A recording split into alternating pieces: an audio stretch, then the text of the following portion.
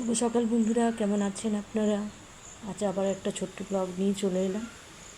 দেখুন, আমার বাড়ির সামনেটা পুরো চারদিকে ঘাস হয়ে আছে, আর আকাশটা পুরো মেঘলা, আর হাওয়া দিচ্ছে দেখুন। আর এই পেয়ারা গাছ দুটো, একটা নিজে থেকেই হয়েছে আর একটা আমি বসিয়েছি। আর বাগানের মধ্যে ওই কুমড়োর খোসা ফেলেছিলাম আর কি, বীজ সমেত।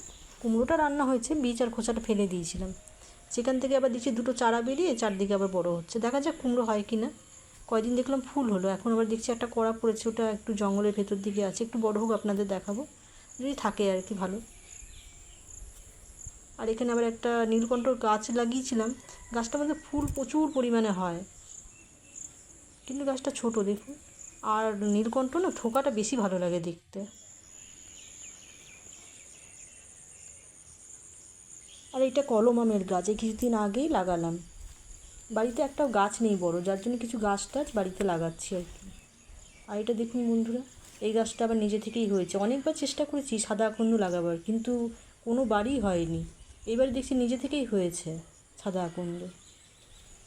আর পিঁপড়ে না পোকা, দেখুন পোকা বোধহয় এগুলো কত বসেছে।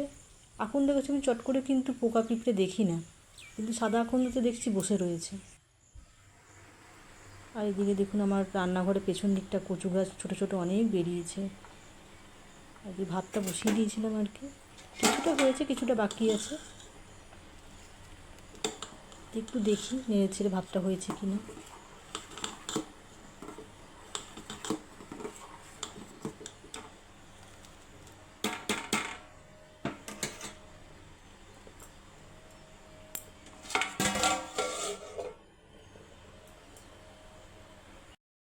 আর এই দিকটা আমার বাড়ির পেছন দিকটা আর কি,